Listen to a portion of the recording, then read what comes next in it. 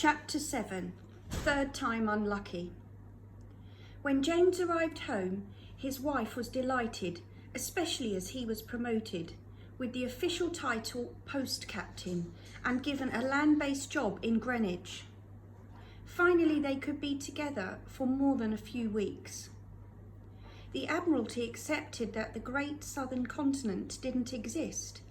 This just made ministers eager to find something people had sought for 200 years, the Northwest Passage, a sea route linking the Atlantic and the Pacific Ocean across the top of Canada.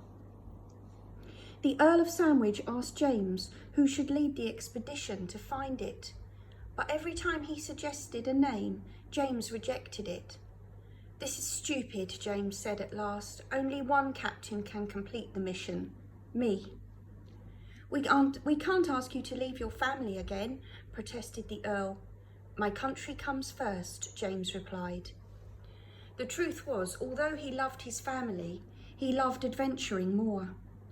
Both his ships needed a lot of work before they could sail. Unfortunately, James was sick in the months leading up to the journey. Without him to keep an eye on things, the shipyards did a shoddy job.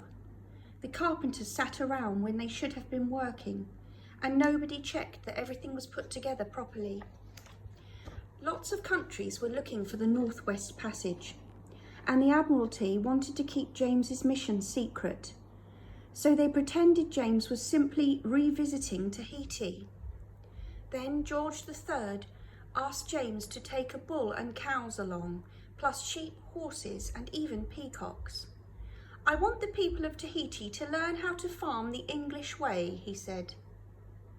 James didn't think the Tahitians needed much help with their farming, but he was only a captain in the Navy, even if he was a famous one, and he had to do what his king told him. As soon as both ships set sail, the problems started. Because of the animals, the ships were smelly and crowded. Then the Resolution sprang a leak, ruining all the sails that were kept in the storeroom. Not wanting to lose too much time, James gave the order to keep going. On the way, they stopped at a group of islands no European had ever seen. James named them the Sandwich Islands after the Earl, but he sailed on after only 2 weeks. He needed to head north before winter set in. Already the weather was worsening. Storms raged and freezing rain seeped through their bones until it felt as if their bones were made of ice. All the way up the west coast of Canada, James looked for the Northwest Passage and found nothing. One day he saw they were approaching a huge inlet in the coastline. For the first time in several weeks, he felt some hope. "It's only a river," his navigator Bligh told him. "It's not big enough to go all the way from here to the Atlantic Ocean." To James's disappointment, Bligh was proved right. Soon they had to turn around and head back north. For weeks they kept on sailing through the bitter cold, until James saw a sheet of ice almost 4 meters high. It covered the ocean as far as the eye could see. Only then did he admit defeat. He had searched every inch of the coast, but found no sign of the Northwest Passage. Now there was nothing to do but begin the long, hard journey home. Chapter 8. Cook's Last Stand. On the way back, James decided to stop at the Sandwich Islands. First, he sailed all the way around the largest, known to the inhabitants as Hawaii, and drew a map of the coastline before deciding to explore the island itself. As his ships neared shore, the largest fleet of canoes James had ever seen came out to greet them, packed with Hawaiian men and women. He invited some on board, hoping to trade with them, but as soon as they saw him, many dropped to their knees crying, "Erono!"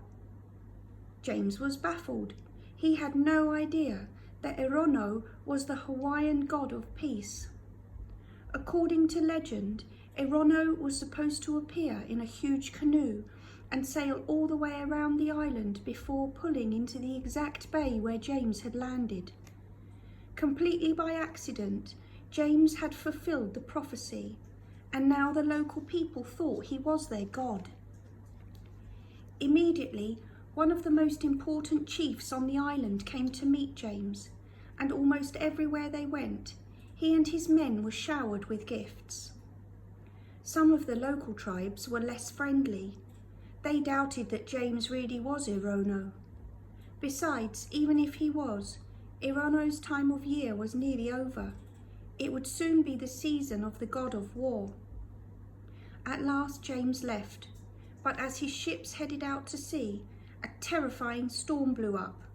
With an ominous crack, the foremast of the Resolution split. "What shall we do?" Bligh asked James. "I'm not sure we'll be welcome back on Hawaii." "Well, we can't keep sailing," James replied. "We'll lose the mast before we reach the next island." Reluctantly, he gave the order to return to Hawaii. It was a bad move. As Bligh had guessed, the Hawaiians weren't pleased to see them.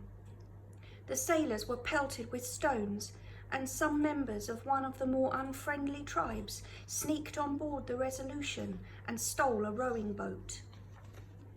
Hoping to prevent a major battle, James took the important Hawaiian chief hostage. He led him to the ships surrounded by his men and a group of furious Hawaiians. "Be careful, Captain," one of his soldiers said. "They look angry." "Don't worry, they won't do anything," James replied confidently. "Just keep moving." But before James could reach the water, news reached the Hawaiians that another of their chiefs had been killed by James's men. The Hawaiians were incensed. Some of them picked up lumps of rock and threw them at the sailors. "Fire your guns," James ordered, hoping to scare the Hawaiians away. That just made the Hawaiians even angrier. Lifting their clubs, they raced over, and the sailors panicked. Without waiting for James, they turned and ran. James was left unprotected, but for a moment the Hawaiians hung back, afraid to hurt him in case he really was the god Irono. Then one of them crept up and hit James with a club. When James fell to his knees, the other Hawaiians knew he was only human like them. They rushed forward and attacked. On the shore of Hawaii, a few steps away from safety, Captain James Cook died. He had explored more of the world than any other person before him, but his greatest achievement was to draw incredibly accurate maps of his travels and then make them public. During James's lifetime, people rushed to read about his voyages, and almost 2 centuries after his death, his maps were still being used by sailors, explorers and adventurers.